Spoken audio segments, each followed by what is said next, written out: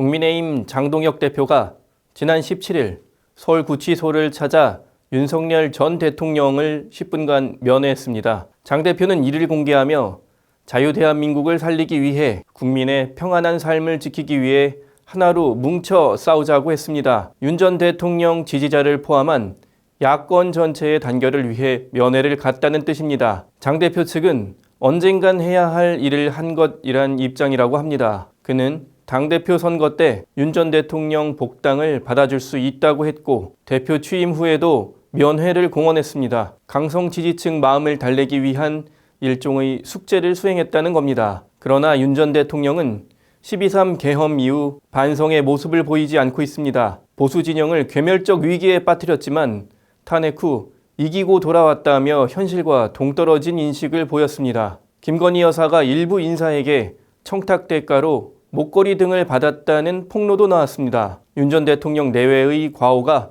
보수 진영과 보수 정당에 대한 국민적 인식도 부정적으로 만들고 있습니다. 국민의힘은 일부 의원까지 특검 수사망에 오른 상황입니다. 이런 상황에서 보수를 대표하는 정당 대표가 윤 전 대통령을 만났어야 했습니까? 윤 전 대통령 탄핵 이후에도 국민의힘이 민심과 거꾸로 가는 일이 계속되고 있습니다. 국민의힘은 지난달 대규모 장외 집회를 열었는데 윤어게인, 스탑 더 스틸 등을 주장하는 깃발이 등장했습니다. 반성, 쇄신과는 거리가 멀었습니다. 부동산 정책 혼선, 김현지 제1부속실장 논란, 민중기 특검 의혹 등으로 정권 비판 여론이 높아지고 이재명 대통령과 민주당 지지율은 하락세입니다. 그런데 국민의힘 지지율은 20% 초중반대를 벗어나지 못하고 있습니다. 민심 역행 행태와 무관하지 않을 겁니다. 윤 전 대통령 문제는 사법적 판단이 이뤄지고 국민 사이에 관련 공감대가 생긴 이후 짚고 넘어가도 늦지 않습니다. 장 대표는 보수 정당의 대표입니다. 자신의 행동이 강성 지지층이 아닌 보수 진영 전체에 어떤 영향을 미치는지 생각해야 합니다. 민심이 등 돌릴 일은 더 이상 벌이지 않길 바랍니다. 김건희 여사 의혹을 수사하는 민중기 특별검사가 과거 김 여사와 같은 종목의 주식에 투자했다가 상장 폐지 직전 매각해 1억여 원 차익을 거둔 데 대해 미공개 정보 이용 등 위법 사항이 없었다고 했습니다.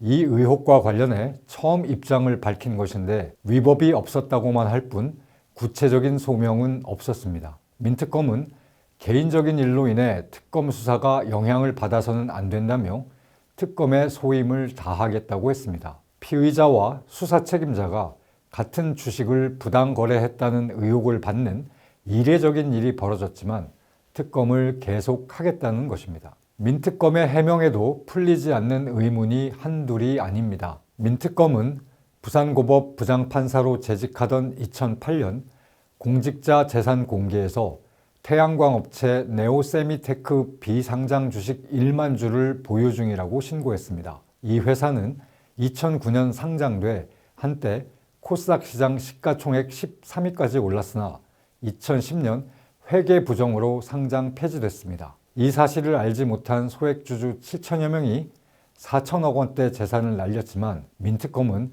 거래 정지 직전 팔아 억대 차익을 챙겼습니다. 민특검 측은 지인 소개로 주식을 샀고 증권사 직원의 권유로 팔았다고 했습니다. 하지만 이 회사 대표는 민특검의 고교 대학 동문 오모 씨였습니다. 정보를 미리 들은 것 아니냐는 의문이 들 수밖에 없습니다. 팔 때는 더 의문입니다. 대표 오 씨는 상장 폐지 직전 자기 소유 차명 주식을 20여억 원에 팔았습니다. 민특검도 내부 정보가 없었다면 이런 절묘한 매도가 가능했겠느냐는 의문이 제기됩니다. 특검은 김 여사 조사 과정에서 이 회사 투자 배경을 물었다고 합니다. 문제의식이 있다는 뜻입니다. 국민도 민특검에게 같은 문제의식을 갖고 있습니다. 국민적 관심이 큰 사건을 수사하는 특검은 높은 도덕성이 요구됩니다. 특검 수사의 신뢰성을 위해서라도 해당 주식 매수를 권유한 지인, 매도를 권유한 증권사 직원이 누구인지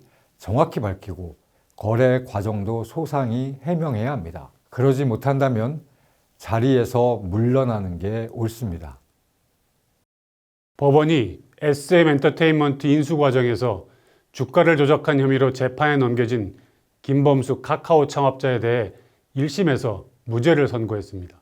검찰은 결심 공판에서 증권범죄의 최고형인 징역 15년을 구형한 바 있습니다. 검찰의 주장 대부분이 재판부에 의해 배척된 것입니다. 이 사건 판결은 2심에서 바뀔 수도 있습니다. 그러나 이번 1심 판결에서 주목되는 것은 재판부가 검찰의 수사 방식에 대해 진실을 왜곡하는 부당한 방법이라고 이례적으로 비판한 부분입니다. 1심 법원은 검찰이 제시한 핵심 증거인 카카오 전직 간부의 진술을 객관적 증거에 부합하지 않는 허위라고 판단했습니다. 법원은 그가 이 사건만이 아니라 별건으로도 조사를 받았고 그 과정에서 극심한 압박을 받아 수사기관 의도에 부합하는 진술을 했다고 지적했습니다. 검찰이 자신들에게 필요한 진술을 받아내기 위해 이 사건과 상관없는 다른 문제로 전직 간부를 압박했다는 것입니다. 이는 사실상 검찰의 범죄 행위에 가까운 악습입니다. 법원은 검찰이 별건 수사를 병행하면서 얻은 진술의 증거 효력을 부인했습니다. 전직 간부가 문제의 진술을 한 뒤 자진신고자 감면제도를 신청한 점, 진술을 얻은 검찰이 이 사건과 관련해 그를 기소하지 않은 점도 지적했습니다. 그러면서 수사 주체가 어디든 이제 별건 수사를 지향했으면 한다고 했습니다. 지금 진행 중인 특검 수사에서도 별건 수사 논란이 불거지고 있습니다. 김건희 특검은 지금까지 14명을 구속했는데 그중 절반 이상이 김 여사와 직접 관련 없는 혐의였습니다. 특검법에 수사 중 인지한 범죄도 수사할 수 있게 되어 있지만 일단 별건 수사를 통해 신병을 확보한 뒤 압박하는 검찰이 범죄적 악습을 그대로 따라한 것입니다. 해병특검 수사를 받고 있는 투자자문사 전 대표는 특검이 임성근 전 해병대 1사단장에 대한 구명로비 의혹과 관련한 진술을 하지 않으면 재산 형성 과정을 털겠다고 협박했다는 취지의 입장문을 공개했습니다. 특검은 부인했지만 사실을 밝혀야 합니다. 사실이면 특검의 범죄라고 봐야 합니다. 별건 수사 논란은 어제 오늘 일이 아닙니다. 오래된 수사 악습입니다. 검찰이 한때 별건 구속을 금지하는 개선 방안을 검토하기도 했습니다. 그러나 흐지부지 됐고 그 관행이 바뀌지 않고 특검까지 이어지고 있는 것입니다. 무엇보다 어떻게든 수사 성과를 내려는 일부 검사의 욕심과 공명심 때문입니다. 그런 검사들 때문에 전체 검찰이 욕을 먹고 있습니다. 이제라도 그 관행에서 벗어나야 합니다. 더불어민주당 문진석 원내 부대표가 대법원 국정감사 현장에서 쇼츠를 찍어 올리는 것은 적절하지 않은 것 같다고 말했습니다.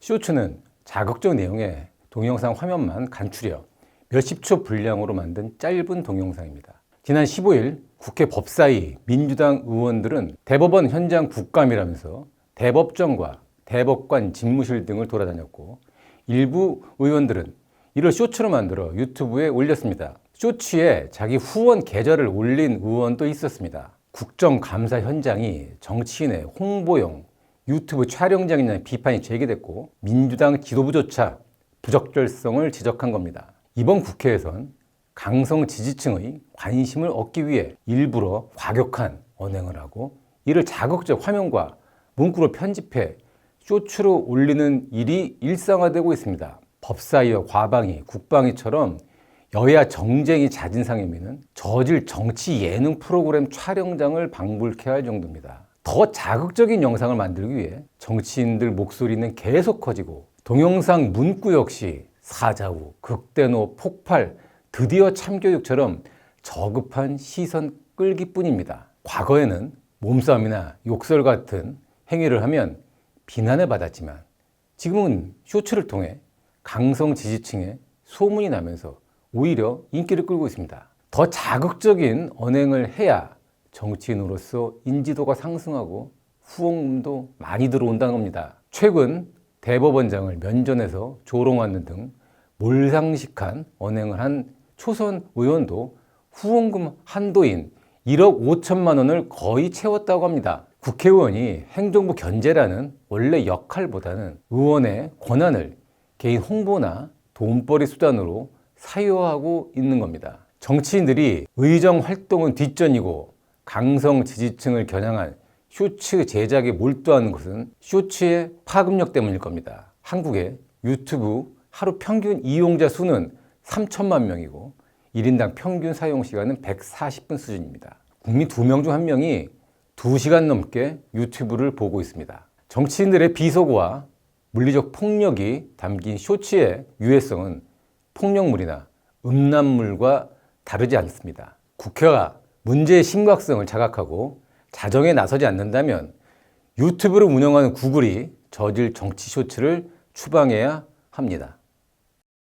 23일 원자력안전위원회가 고리 2호기 원전의 계속 운전에 관한 안건 심의를 또다시 연기했습니다. 지난달 회의에 이어 두 번째 결정 보류입니다. 2023년 4월 설계 수명 40년이 만료됐다는 이유로 중단된 고리 2호기는 2년 반에 걸친 전문가 그룹의 기술 심사를 통해 안전성 문제 없음이란 결론이 났지만 재가동 심사는 표류 중입니다. 원자력 안전법상 원안위는 안전성 검사 통과 시 계속 운전을 허가하거나 미비할 경우 재심의를 요구해야 합니다. 그런데 일부 원안위 위원들이 항공기 테러 위험 확률이 빠졌다는 식의 문제 제기를 하며 결론을 미루고 있습니다. 원안위가 가동 지연 전술을 편다는 비판이 나옵니다. 차일 피일 미루면서 연구 중단으로 이어지는 것이 아니냐는 우려도 커지고 있습니다. 더 큰 문제는 이처럼 결론이 미뤄지면 10년 재가동 승인이 나더라도 재가동 기간이 줄어든다는 것입니다. 10년 연장은 가동 중단 시점부터 계산하기 때문에 고리 2호기는 당장 재가동에 들어가도 이미 허비한 30개월을 뺀 7년 반밖에 시간이 없습니다. 그러는 사이 우리 사회가 치르는 비용도 천문학적으로 부풀고 있습니다. 고리 2호기가 멈춰선 2년 반 동안 원전 대신 값비싼 LNG 발전 등을 돌리느라 한전 등이 떠안은 비용만 3조 원이란 추산도 나와 있습니다. 인공지능 혁명을 맞아 전 세계는 원전으로 회귀 중입니다. 아니, 전력 질주 중입니다. 미국은 가동 중인 90여 기 원전 중 80여 기에 대해 운전 연장을 승인하고 있습니다. 이 중 일부는 2차 연장으로 80년 연장 승인까지 받았거나 심사 중입니다. 프랑스는 60년, 후쿠시마 사고를 겪은 일본조차 60년 플러스 알파로 원전 가동을 늘리고 있습니다. 유독 한국만 멀쩡한 원전을 정치적, 이념적 이유로 멈춰 세우고 있습니다. 이재명 정부는 100조 원을 쏟아부어 AI 3대 강국으로 도약하겠다고 합니다. 원전 없이는 불가능한 꿈입니다. 이번 고리 2호기의 수명 연장 여부는 고리 3, 4호기, 한빛 1, 2호기, 한울 1, 2호기 등 2030년까지 운영 허가가 만료되는 10기에 달하는 원전의 운명을 결정하는 가늠자가 될 것입니다. 원안위는 과학과 데이터를 근거로 신속한 결정을 하고